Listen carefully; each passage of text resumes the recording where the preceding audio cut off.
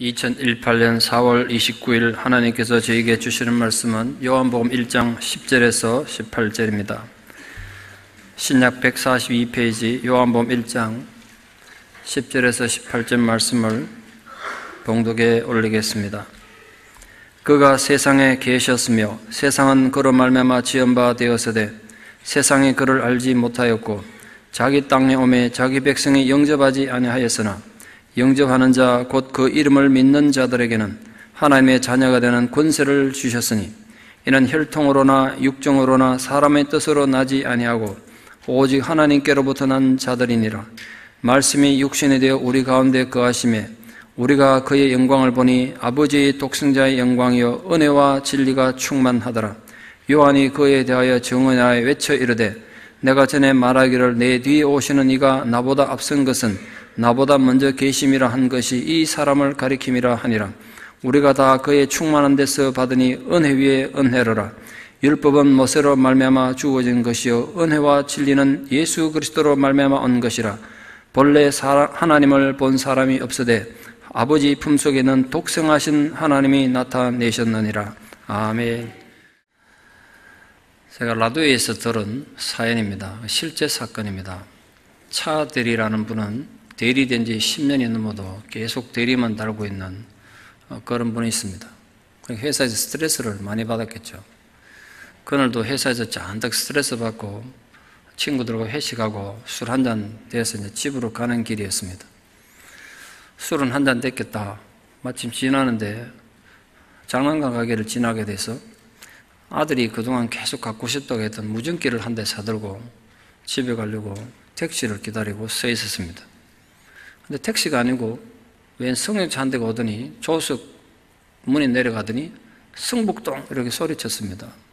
차들이 자기 집이 승북동이라 웬일인가 싶어서 부쩍 올라탔습니다. 저는 잘 몰랐으면 한국에는 대리운전이라는 게 있지 않습니까? 대리운전 하는 분들이 사람 태우러 가다가 다른 대리운전 기사 보면 이왕 같은 방향이면 싼 가격에 그냥 태워다 주어서 서로 돕는다고 합니다. 차들에는 그걸 잘 모르니까 이게 택시도 아니고 요금을 얼마나 내야 되지 궁금하고 또 걱정도 돼가지고 바가지 쓸까봐. 근데 아저씨 돈은 요금을 얼마나 내야 돼요? 이런 물으니까 아저씨가 2,000원만 주세요 이랬습니다. 자기가 10,000원도 더 나올 것 같아 2,000원 달라니까 아니 그렇게 싸게 받아요? 그러니까 아저씨가 돌아보면서 대리 안 하세요? 물었습니다. 저 대리 맞는데요. 그러니까 그 아저씨가 저도 대리거든요 이랬습니다. 보니까 자기보다 나이는 한 10살 더 이상 먹은 아주 연세 많은 분이 아직도 대리라 그러니까 얼마나 안 돼 보이는지 속으로 저분도 나처럼 대리라 스트레스 많이 받고 사는가 보다. 그래서 나 태워주나 보다. 이래 생각하고 대리하기 참 힘드시죠? 그러니까 그 운전기사분이 사는 게 다 그렇죠 뭐. 별의별 욕 다 먹어도 참고 살고 조금 늦게 갔다고 별 욕을 다 해도 진상 부려도 못 들은 척하고 그러려니 하고 삽니다. 그러니까 이 차대리가 신이 나가지고 에이 불러서 가면 늦죠. 부르기 전에 알아서 가야죠. 이러니까 아저씨가 놀라서 쳐다보면서 대리 맞아요? 이런 거. 저 대리 맞다고. 저도 엄청 스트레스를 많이 받아서 오늘 그래서 술 한잔 했다 그러니까 운전기사가 깜짝 놀라가 아니 대리가 술을 마셨어요? 당신 정말 대리 맞아? 아니 대리 맞다니까. 아니 차 대리 말이니까 제가 차 대리인 건 또 어떻게 하셨어요? 무전기 들었잖아요. 그러니까. 무전기 오늘 샀는데요. 아니 오늘 대리가 처음이야? 아니 대리한 지 10년 됐는데요. 아니 그런데 술을 마셔? 그랬다는 거죠. 그러다 이제 집까지 갔답니다. 여러분은 진리에 대해서 얼마나 제대로 알고 계십니까? 오늘 본문을 통해서 제가 3가지 질문을 갖게 됐는데 그걸 여러분과 함께 그 질문을 나누면서 답을 좀 찾아보려고 합니다. 첫 번째 질문은 우리에겐 정말 예수에 대한 올바른 이해가 있는가입니다.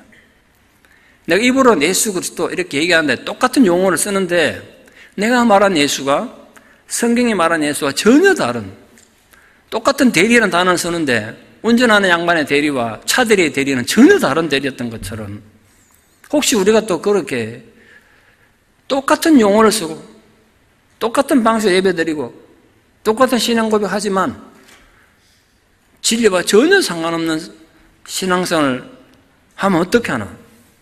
그런 걱정이 든 거죠. 오늘 본문에 보면 은혜 위에 은혜로 오신 예수를 말씀하고 있는데 그 예수를 정말 제대로 이해하고 있습니까? 하나님께서 모세를 통해서 우리에게 율법을 주신 건 하나님 놀라운 은혜였습니다. 근데 은혜 위에 은혜로 오늘 표현했던데 그 예수님이 은혜이신 건 그 모세의 율법으로 온 그 은혜보다 더 큰 은혜, 그 은혜 위에 은혜, 그 위란 말이 그런 뜻이에요. 뭐뭐보다 더 큰 은혜, 그 율법보다 더 큰 은혜로 오셨다면 그 예수 그리스도, 그 진리에 대한 올바른 이해가 있는가? 진리는 사람을 변화시킵니다. 진리는 사람을 움직이는 힘입니다. 과연 우리도 그러냐 말이에요. 우리도 그 진리를 깨달아서 내 삶을 변화시키고 움직이는 그 진리, 그 움직임이 우리에게 있냐 말이에요. 여러분 잘 아시는 옴 진리교 사태 아시죠? 1995년 3월 22일 날 도쿄 지하철 5량에서 그 독가스라 가지고 국제적으로 전쟁터에서도 쓰면 안 되도록 금지된 살인가스를 살포해서 12명이 죽고 5,500명이 넘는 사람들이 부상을 입는 테러 사건이 벌어집니다. 그걸 누가 일으켰냐? 보니까 옴 진리교 교주 아사하라 쇼코의 지시를 받은 옴 진리교 교도들이 그랬습니다. 물론 그 이전에도 많은 살인사건을 여러 번 저질렀습니다. 놀라운 건 아사하라 쇼코는 중학교 졸업을 겨우 졸업한 아주 무식하고 직업도 제대로 없는 독선적인 그런 사람인데 그 교주의 말을 듣고 살인가스를 직접 만들고 그걸 살포했던 사람은 그 당시 일본에서도 유명한 심장외과 전문의였고 또 일본 유명한 도쿄 연구소 연구원이고 일본도 우리나라처럼 학력고사를 치지 않습니까? 학력고사 전국 수석했던 수재들이었습니다. 무엇이 그 사회적 엘리트들을 종교의 이름으로 테러리스트로 만들었는가? 이게 일본 사회가 한번 발칵 뒤집어졌습니다. 이유는 아주 단순했습니다.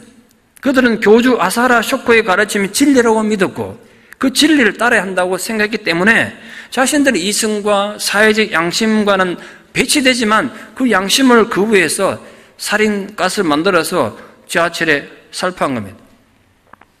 그 사건으로 해서 교주 아사하라 쇼코를 비롯해서 핵심 주동자 13명은 사형이 확정되고 5명은 무기징역을 받았습니다.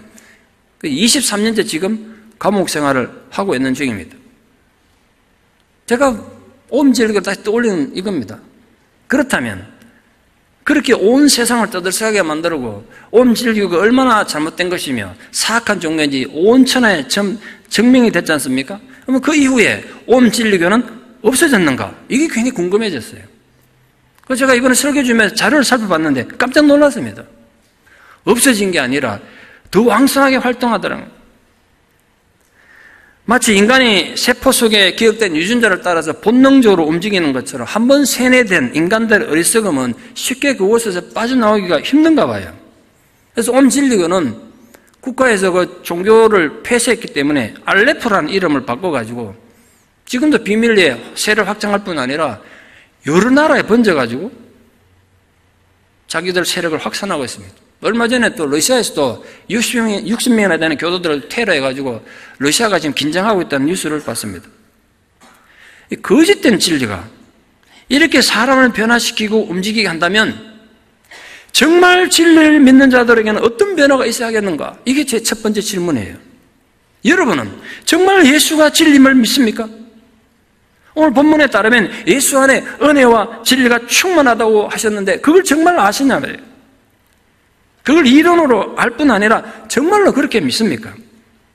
그리고 그 믿음이 여러분 삶 속에 정말 나타나고 있습니까? 그게 오늘 본문을 읽으면서 갖게 된 첫 번째 우리의 고민입니다. 두 번째 질문은 이겁니다. 그 예수가 진리임을 믿고 내 안에 영접을 하셨습니까? 오늘 본문에 따르면 진리이신 예수님이 이 땅에 왔지만 세상에 영접하지 않았다고 했습니다. 그러나 영접하는 자에게는 자녀가 되는 권세를 주신다고 했습니다. 이 영접이라는 단어가 2번 쓰였는데 이때 쓰여진 단어가 달라요. 세상에 그들을 영접하지 않았다고 할 때는 영접의 단어가 파랄람바노라는 단어가 쓰였습니다. 이 단어의 의미는 집단적으로 영접을 거부할 때 쓰는 단어입니다. 이스라엘 민족 전체, 세상 전체가, 인류 전체가 메시아를 거부했다, 영접하지 않았다. 그게 파랄람바노예요. 그러나 영접하는 자는 하나님 자녀가 된다 할 때 그때 영접은 람바노라는 단어를 썼습니다. 그 앞에 파라람바노와 완전히 뜻이 달라요. 그건 개인적인 영접이에요. 영접은 집단적이 아니라 그의 소속이나 민족이나 사회적 신분이나 업적에 상관없이 누구든지 개인의 고백에 의해서 영접하는 개인적인 것이 한다는 뜻이에요. 그 영접이란 마음을 열고 전심을 다해 받아들이는 겁니다. 예를 들면 이런 겁니다. 며느리가 지금 동창회 가려고 한껏 꾸미고 환장에 변장을 하고 지금 나서려고 그러는데 배를 늘려 나가보니까 시골에서 시어머니가 올라오셨어요. 자, 며느리 되신 분들, 그럼 어떻게 하시겠어요? 아, 어머님, 내가 지금 동창회 가야 되니까 나중에 오십시오. 시골 갔다 다시 오십시오. 이럴 수 있습니까? 속으로는 지금 마음이 급해졌는데 이 할머니가 왜 지금 해필 왔냐면 이 생각하겠지만 어머니 어서오세요 웃으면서 맞아들이지 않겠습니까? 그럼 이 며느리가 어머니를 맞아들인 거 맞습니까? 지금 집안에 모셔드렸어요. 소파에 앉게 해서 차까지 갖다 대접해서 이 며느리가 진심으로 시어머니를 영접한 거 맞냐 말이에요. 누구도 동의 안 할 겁니다. 며느리 되신 분들은 더 잘 아시겠죠. 그런데 놀라운 건 너무나 많은 사람들이 이런 자세로 예수를 믿더라는 거예요. 영접하고는 아무 관계없이 자기 마음에 예수를 받아들인 적도 없고 예수와의 깊은 관계도 없이 신앙생활 잘해요. 주일에 되면 교회를 가고요. 봉사도 하고 성교도 다니고 별것 다 해. 그러나 영접은 하지 않았다. 마음에 받아들인 적이 없어요. 영접이 그리 단순한 게 아니에요. 영접은 오늘 본문에 보면 그 이름을 영접하는 자, 곧 영접이 뭐라고 해요? 그 이름을 믿는 자라고 그랬습니다. 그러니까 영접 이꼬로 그 이름을 믿는 거예요. 그 이름을 믿는다는 게 무슨 뜻일까요? 이 히브리인들에게 이름은 단순히 그냥 부르는 호칭이 아니에요. 그 존재의 본질 자체를 나타내요. 그 이름을 믿는다는 건 그 이름을 가진 자의 총체적 인격을, 그분의 생각, 그분의 가치, 그분의 느낌, 모든 걸 내가 수용한다는 뜻이에요. 그게 영접이에요. 한글에는 없는 단어예요. 다시 말해서 예수 그리스도가 진리임을 내가 믿고 영접하는 겁니다. 예수님이 독생하신 하나님이심을 믿는 거예요. 단순히 독생자가 아니라 하나님이 홀로 스스로 이 땅에 태어난 그 독생이라고 하는데 그렇게 독생하여서 인간으로 태어난 그것을 믿는다는 거예요. 결국은 그 예수님이 하나님이시고 인간 영생의 근거이고 진리인 것을 믿는다는 거예요. 예를 들면 이런 겁니다. 14년 동안 절에 있으면서 법사가 되어서 절에 총무일도 보고 절에 불공 들어오는 신도들에게 불교 교리를 가르치던 이명식이라는 중이 있었습니다. 어느 날 법당에 앉아가지고 자기는 불경 읽으면서 있는데 두 여대생이 와가지고 그 마당에 탑을 돌면서 대화하는 걸 우연히 들은 겁니다. 한 학생이 다른 학생과 이렇게 말하는 겁니다. 아, 교회 다니는 친구가 자꾸 교회 한 번만 가자 그래서 억지로 교회 갔더니 하필 그날 간 날 그 목사라는 양반이 설교를 하는데 불교 교리를 막 비판하면서 불교는 고행이나 수행이나 하고 도를 닦는 일종의 철학이지 종교가 아니라고 말하더란 거예요. 그리고 불교에는 내세도 없고 구원도 없을 뿐 아니라 그냥 철학이다 이렇게 말하더란 거예요. 이 말을 들은 이명식이라는 이 중이 막 분노가 나는 겁니다. 자신의 젊음과 자신의 온 생애를 바쳐서 불교가 천상천하에 가장 심오하고 유일무이한 진리라고 믿고 왔는데 그 불제자 한 사람으로서 이런 소리 듣고 가만히 있을 수가 없었어요. 이참에 자신이 기독교가 얼마나 허구적인지 그걸 다 밝혀내고 세상에 반박함으로써 불교만이 진리임을 온천하에 드러나겠다. 그런 뜻깊은 결심으로 그 절에 큰 스님 제가를 얻어가지고 정말 황송하고 이상하게도 중이 절에서 성경을 연구하기 시작합니다. 스님도 깎지 않고 밥도 제대로 먹지 않고 잠도 제대로 자지 않고 읽어봤자 도대체 이해가 안 되니까 뭐 이게 이해될 때까지 뭐 한 번 읽고 10번 읽고 20번 읽고 계속 읽은 겁니다. 그 무려 70번 읽었어요. 절의 중이. 여러분 절의 중도 성경을 70번 읽는데 양심이 있거든. 묻지만 말고 좀 자각을 해야 돼. 자각을 우리가 절에 중이 70번 읽은데 지금. 근데 논란이 일어났어요. 성경을 70번 읽었더니 자기도 모르게 예수가 안에 돌아버렸어요. 예수가 영접됐어요. 절이 있을 수가 없죠. 내려와서 신학교를 갔다는 거 아닙니까?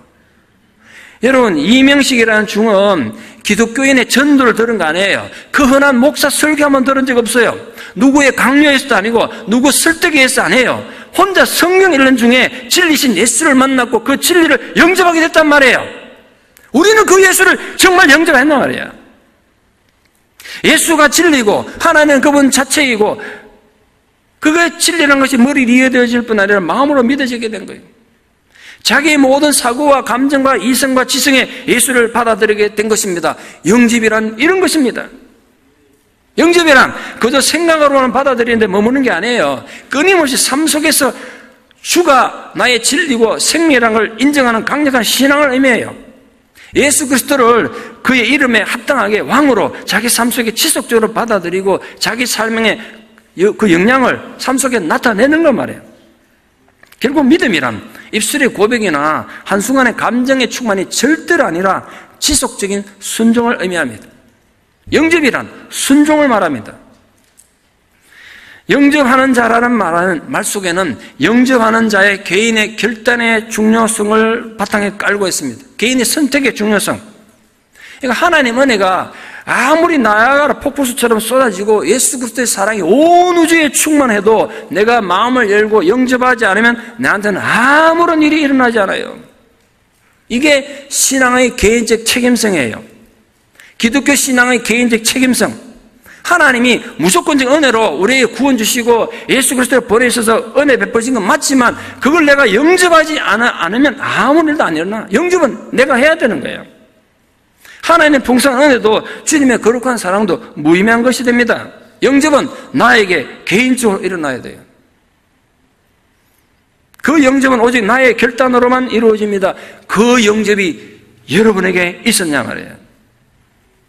제가 묻는 질문 이해하시죠? 한국말이잖아요. 얼마나 오래 교회를 다녔습니까? 여러분의 교회 직분이 뭡니까? 여러분의 교회에서 얼마나 많은 사역을 하고 있습니까? 얼마나 헌금을 하고 있습니까? 이거 묻는 게 아니고 제가 영접을 하셨냐 말이에요. 예수를. 내 인격 속에 정말 내 가슴 속에 내 생각 속에 내 모든 감정에 내 모든 순간의 삶 속에 예수를 영접하셨습니까? 이게 두 번째 고민이에요. 마지막 세 번째 고민은 이겁니다. 영접하는 자는 곧 그 이름을 믿는 자에는 하나님 자녀가 되는 권세를 주신다고 하셨습니다. 하나님 자녀가 되는 것이 권세인 것이 사실입니까? 하나님 자녀가 되는 것이 정말 권세 맞냐 말이에요. 그거 믿습니까? 그거 묻습니다. 왜 하나님 자녀가 되는 게 우리가 이 세상을 살아가는데 권세입니까? 남들이 알지 못하는 많은 지식을 가지고 남이 오르지 못하는 높은 자리에 오르는 거 이런 게 권세 아닙니까? 요즘 한국을 시끄럽게 하는 그 재벌 3세들 여러 가지 회사들이 문제 일으킨 거 보니까 그런 걸 권세를 생각하지 않습니까? 남들 눈아래 보듯이 하인 부르듯이 부리는 거 이런 거 권세를 생각하는 거 아니냐 말이에요. 근데 하나님 자녀가 되는 권세는 그런 세속적인 권력을 의미하는 건 절대로 아닙니다. 그렇다면 심각하게 물어야 되죠. 도대체 하나님 자녀가 되는 권세란 어떤 권세인가? 제가 묵상 중에 몇 가지 깨달은 걸 여러분하고 좀 나누려 합니다. 첫 번째, 하나님 자녀가 되는 권세란 어떤 실패에도 낙심하지 않는 권세입니다. 모든 것이 끝나고 누가 봐도 내 인생이 망해버린 것이 분명해 보이는 상황에서도 다시 시작할 수 있는 능력, 그게 하나님 자녀가 되는 권세란 말이에요. 단순한 요행이나 인간 승리 지금 얘기하는 게 아니라 실패해서 삶의 본질이 달라질 수 있는 힘, 그것이 바로 영접하는 자, 곧 그 이름을 믿는 자들에게 주신 하나님 자녀가 되는 권세란 말이에요. 여러분, 잘 나가던 학습지 강사로 주식에 투자해가지고 무려 28억을 벌어가지고 이 주식 투자계에는 아주 이름이 잘 알려진 김덕희라는 사람인데 들어본 적 있습니까? 여자 이름 같습니다만 남자입니다. 저도 처음 들었습니다. 이분의 책을 읽고 이름은 있는지 처음 알았어요.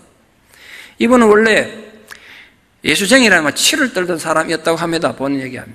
오죽했으면요, 자기 친구가 미스 코리아 출신의 아주 미인이었는데 미스 코리아인데 예수를 믿어. 예수 믿는 거야. 자기 여자친구가 미스 코리아 출신인데 그냥 차버렸대. 예수쟁이 싫어가지고. 그 정도로 교회를 싫어했던 사람이에요.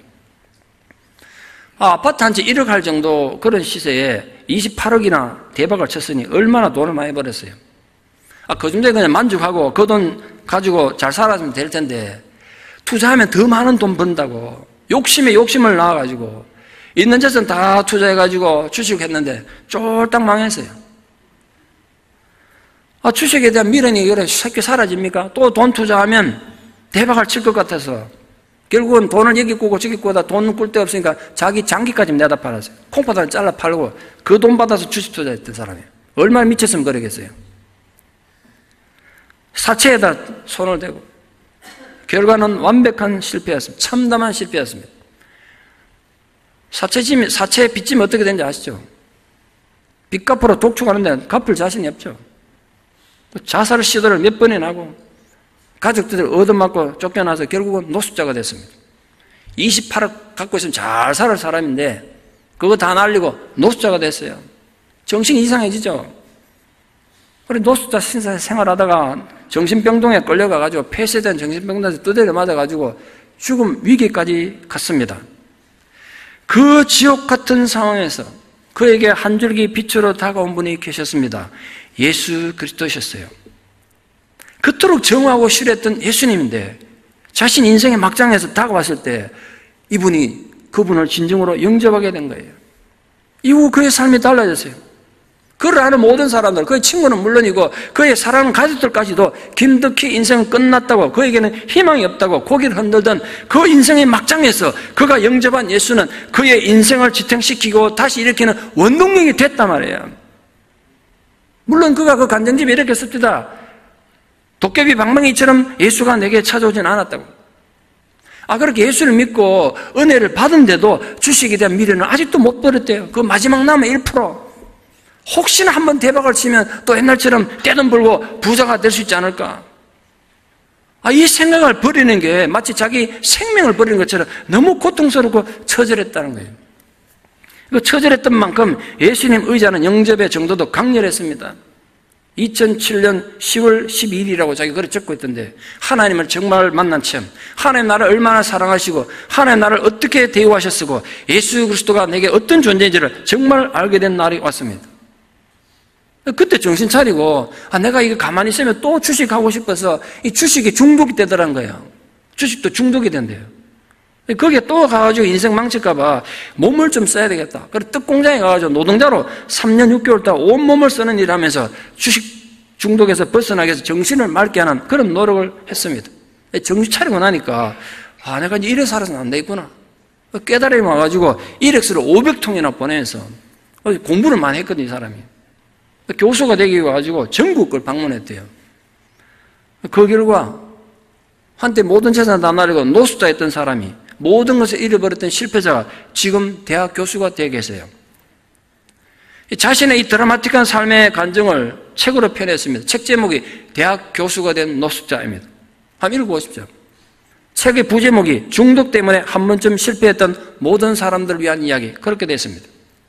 김덕희 씨는 가진 노력 끝에 주식 중독에서 빠져나왔고 마지막까지 붙들고 있던 1%를 더 이상 생각나지 않기 위해서 오늘도 자신은 분투하고 있다고 했습니다. 간절히 원하면 이루어진다는 믿음과 기도하고 구하면 얻게 될 것이라는 믿음으로 처절한 기도 생활을 하고 있다고 표현했습니다.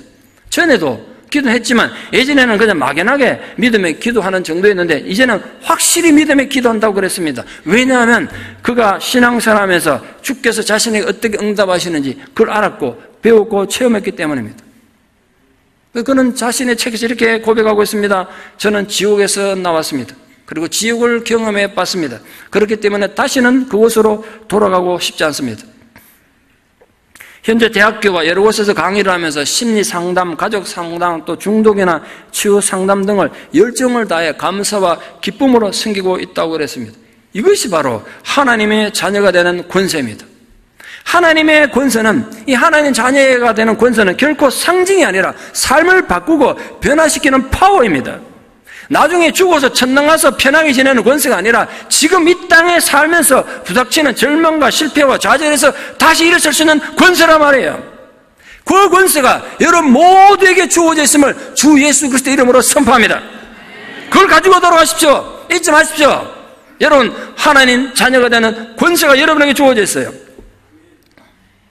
두 번째, 하나님 자녀가 되는 권세는 인간의 가장 뿌리 깊은 원한과 복수도 무너뜨리는 생명의 관계를 이루게 하는 능력입니다. 여러분 마음속에 어떤 원한이 있습니까? 분노가 있습니까? 절망이 있습니까? 여러분 진정으로 하나님 자녀가 되면 그걸 무너뜨리고 사랑을, 기쁨을 회복할 수 있는 능력이란 말이에요. 우리가 너무나 잘 아는 손양원 목사님의 두 아들을 살해했던 살해범 안재선을 양자 삼은 경우 한번 봅시다. 손 목사님께는 자녀가 4명 있었습니다. 첫째, 둘째는 아들이고 셋째, 넷째는 딸입니다. 그런데 그 안타까운 두 아들을 죽인 거예요. 이 집에 아들이 없어. 대가 끊어진 거예요. 그런데도 그 자식을, 그 살인범을 양자 삼은 거란 말이에요. 제가 묻고 싶습니다, 여러분에게. 정말 그게 뭘 의미하는지 제대로 이해하고 있습니까? 당시 공산주의자들에 대한 극도의 혐오로 무조건 처형하는 그런 분위기에서 공산주의자이자 살인범인 안재선이 살아날 수 있는 방법은 전혀 없습니다. 누가 봐도 죽을 목숨이고 죽어야 되는 목숨이에요. 그 상황을 너무나 잘 알았기 때문에 손양원 목사님은 군과 경찰을 뛰어다니면서 안재선 살려달라고 애원한 겁니다. 남들이 이해하겠습니까? 오해를 많이 받아요, 목사님이. 일반적인 부모 심정으로 이해가 안 되니까. 자식에 대한 사랑이 크면 클수록 억울하게 죽은 두 아들에 대한 원한은 클 것이고 원한이 클수록 복수하고 싶은 열망이 큰 것이 부모의 본능이란 말이에요. 그런데 이 두 아들 죽인 원수 살리려고 백방으로 뛰어다니는 거 있으니까 이해가 되겠냐 말이에요. 제가 이렇게 생각해 봤어요. 만약에 말입니다. 손양원 목사님께서 그래 내가 목사라서 우리 아들 죽인 그 범인 용서한다. 그래서 법정에 그냥 선처를 바랍니다. 탄원서 정도만 보내고 뒷짐지고 있었으면 안재선은 결코 살아남을 수 없었습니다. 인간의 원초적인 원한과 복수심조차 기억조차 하지 않고 마치 감옥에 갇혀있는 그 살인범이 자기 아들인 것처럼 자기 아들이 남 살인하고 감옥에 갇혀서 그 아들 죽으면 안 된다고 살리러 다니는 것처럼 뛰어다녔단 말이에요. 그래서 살려냈어요. 그리고 그 자식을 자기 양자 삼은 거 아니겠습니까? 손양원 목사님의 아들이 된 이상 안재선은 더 이상 죽어야 될 공산주의자가 아니었습니다. 문제는 그 다음이에요. 제가 이번에 설교 준비하다가 거기에 생각이 미쳤어요. 그래 손 목사님이야 신앙 훈련을 받았고 목회자니까 아들 죽인 원수까지 양자로 받아들였다 치자. 근데 그 사모님 어땠을까? 이 생각이 들더라고요. 사모님 그 어머니 입장에서 생태 같은 아들 2명 죽인 그 자식 양자 삼는 건 둘째치고 용서가 과연 가능했을까? 이건 궁금하지 않습니까? 사모님 어떻게 반응했을지.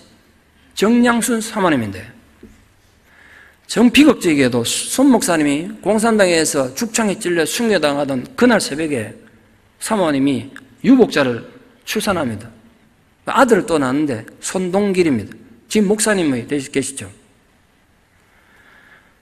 이 사진 보시면 손 목사님 장례식에 피덩이 금방 태어난 아기를 사모님 안고 계시고 그 옆에 안재선이 상주가 돼가지고 서 있고 앞에 어린 두 딸이 있는 그 사진이 있습니다. 그 죽어버린 남편 목사님의 그 뜻을 받들어서 사모님이 자기 아들 죽인 그 안재선을 계속 돌보며 챙겨줬더라고요. 손양원 목사님 순교하실 때 나이가 48세이셨거든요. 안재선 역시 48세 때 후두암으로 숨을 거뒀습니다. 숨 거둘 땐 교회도 제대로 못 다니고 그랬대요. 사모님 애가지고 신학까지 했는데 안 받아준 거예요, 세상 사람들이. 손양원 목사님 아들 죽인 나쁜 놈이라고. 전도사가 됐는데도 아무데도 안 받아주니까 교회에 있을 수 없어요. 교회조차 다닐 수 없는 그런 상황에 대해서 교회도 안 다녔대요. 근데 죽을 때 어린 아들이 있었는데 앉았으니 그 아들이 유언을 남겼대요. 너는 신학을 공부해서 목사가 됐으면 좋겠다. 그 아들 안경선은 아버지가 어떤 사람인지 전혀 몰랐답니다. 고등학교 3학년이 될 때까지. 아버지 죽고 고3이 된 어느 날 낯선 사람이 찾아와가지고 내가 네 작은 아버지 된다. 그리고 누가 어른이 찾아왔더래. 그분이 손동길 목사님이셨어요. 자기는 안신데 손씨 분이 와가지고 자기한테 작은 아버지라고 그래요. 이해가 안 되죠. 그때 손동일 목사님께서 사랑이 원자던 책을 한번 주고 한번 읽어보라고 했어요. 그걸 읽어보니까 그때서야 자기 아버지가 무슨 짓을 저질렀는지 어떤 사람인지 알게 된 겁니다.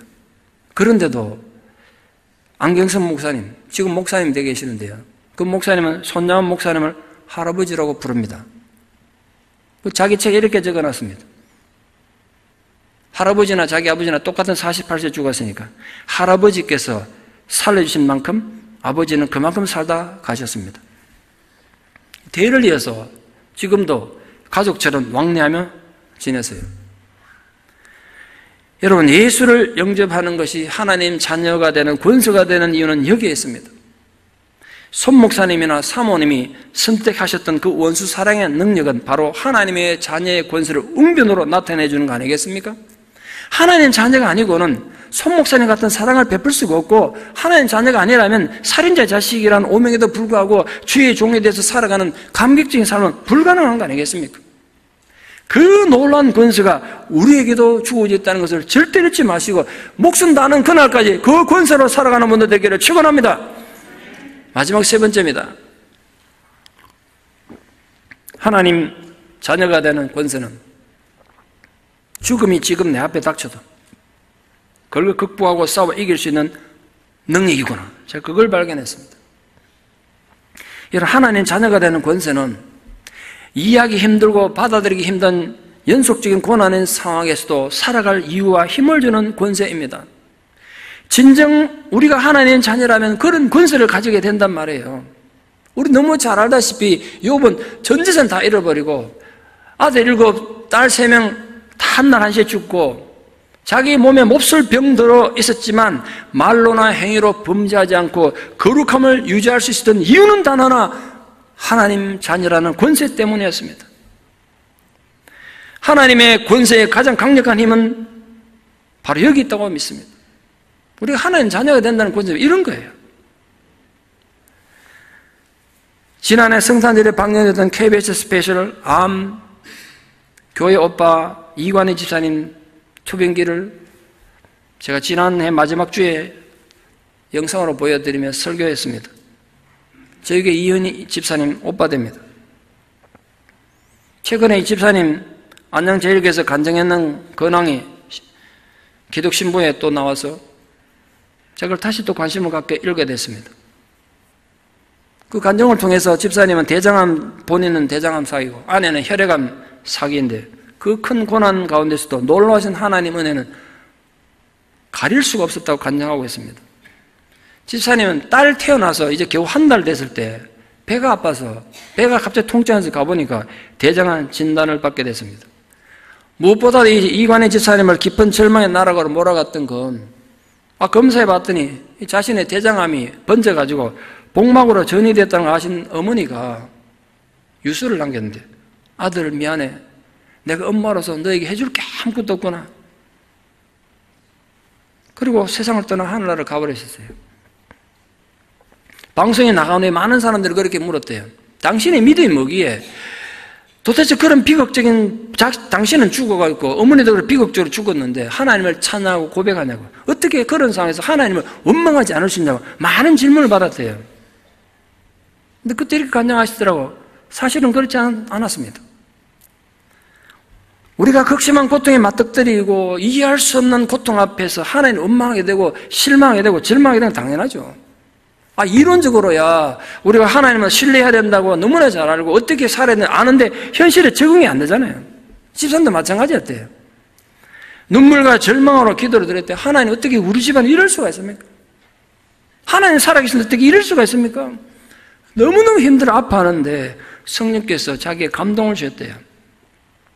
이 집사님은 어머니 죽음 앞에서 절망하고 아파하는 자신보다 더 아파하시는 주님의 마음이 성령에 의해서 자기에게 전해졌대요.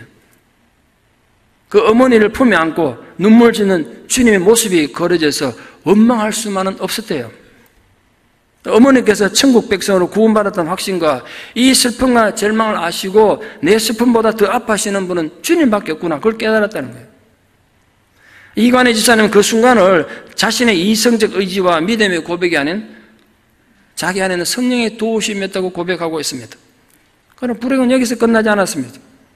어머니 그렇게 비가 없어 떠나고 5개월쯤 됐을 때 힘겹게 자신도 아주 힘겹게 항암 치료하고 있는데 허리가 자꾸 아프다 그러던 아내가 병원 가봤더니 림프종, 혈액암 4기였어요. 이 집안 식구 다 죽게 된 거예요, 지금. 이관의 집사님 정말 처절한 마음으로 하나님께 기도했습니다. 하나님, 우리 집 식구 다 죽게 생겼습니다. 주님 살려주세요. 제가 다 잘못했습니다. 저의 죄를 용서해 주십시오. 우리 가정을 부디 긍휼해 주십시오. 밀려는 그 고난들 앞에서 집사님 할 수 있는 유일한 것은 깊은 탄식과 눈물로 주님께 매달리는 기도뿐이었습니다. 쓰나미 같이 밀려오는 불행 앞에 누가 좌절하지 않을 수 있겠습니까? 그 고통 속에서 이관희 집사님이 내린 결론은 이겁니다. 하나님은 사랑이시다. 하나님의 사랑이란 이 결론을 풍족하고 건강하고 성공적인 삶에서 내린 결론이 아니에요. 아버지는 식물인간에 대해서 병원에 몇 년째 누워 계시고, 어머니는 불행하게 목숨을 끊으셨고, 자기는 죽어가고 있고, 아내도 죽어가는 상황에서 내린 결론이 하나님은 사랑이었다는 거예요. 자신이 바라볼 것은 절망의 현실이 아니라 위기의 순간 자신의 손을 잡아주시고 힘을 내라고 격려하시는 하나님 사랑과 은혜였다는 거예요. 그러던 중에 방송사 PD로부터 저희가 들어와서 당신이 그 기막힌 스토리를 다큐로 제작하겠다고 그랬어요. 집사는 처음에 예수 믿는 사람이 왜 그렇게 비극적이고 집안에 그렇게 절망스럽고 병들어 아파 죽어가냐고 주님께 영광을 가릴까 봐 망설였대요. 그러다가 자기처럼 아파하는 사람도 환우들에게 위로다 줄까 그 생각으로 방송을 시작했습니다. 조건이 있었대요. PD가 딱 한 가지 조건, 이게 공영방송이니까 절대로 신앙적인 얘기를 하시면 안 됩니다.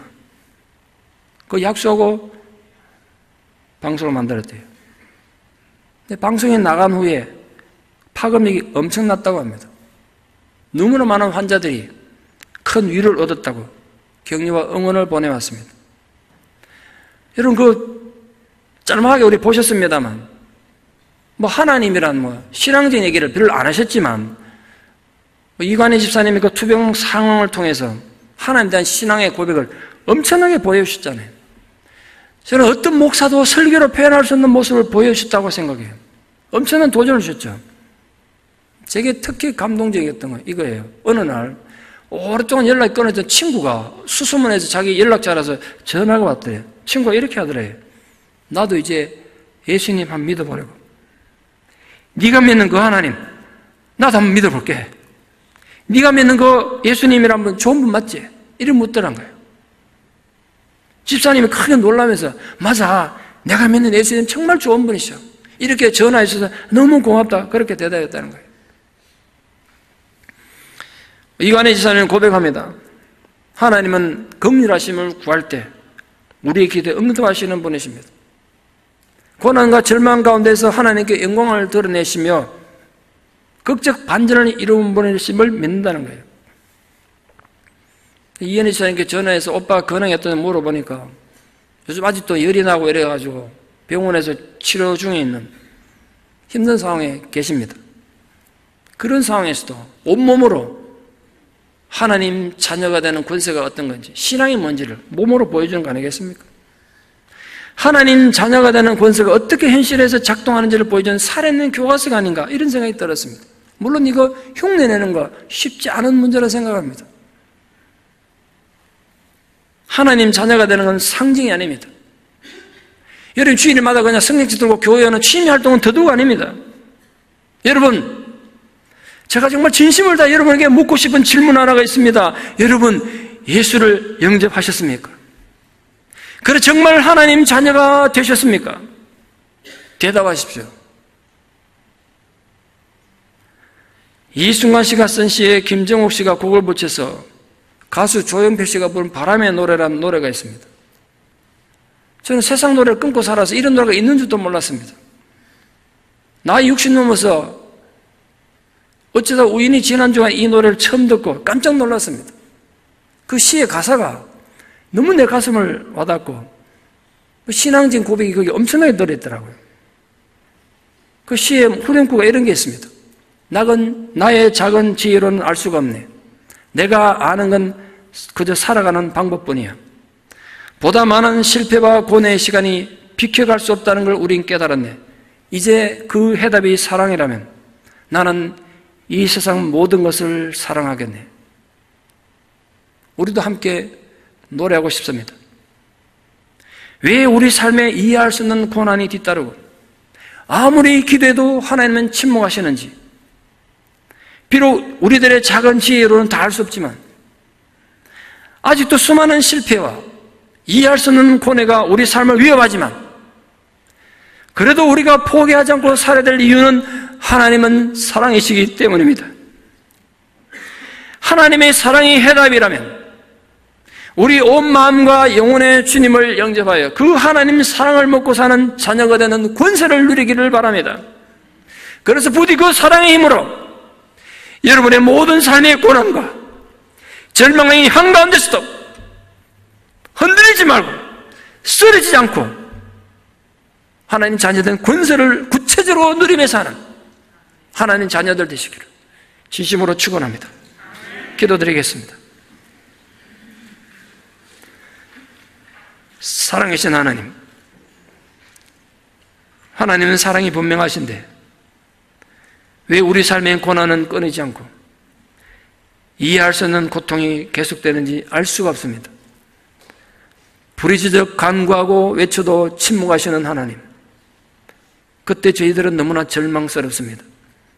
그래서 소리쳐 원망도 해봅니다. 하나님이 어디 있느냐고 소리치기도 합니다. 그러나 다시 깨닫습니다. 영접하는 자, 곧 그 이름을 믿는 자들에게는 하나님 자녀가 되는 권세가 주어져 있다는 사실을 오늘 새삼 깨닫습니다. 우리 모두가 주 예수가 나의 구세주 되심을 영접함으로 하나님 자녀의 이 놀라운 권세를 이 땅에서도 누리며 사는 자들이 되게 하여 주시옵소서. 죽어서 천국 가서 누리는 이후의 문제가 아니라 현재의 내 삶 속에 구체적 영향을 주는 그 하나님 자녀로서의 권세를 누리고 사는 주의 복된 자녀들 되게 도와주시옵소서. 예수님 이름으로 기도드리옵나이다. 아멘.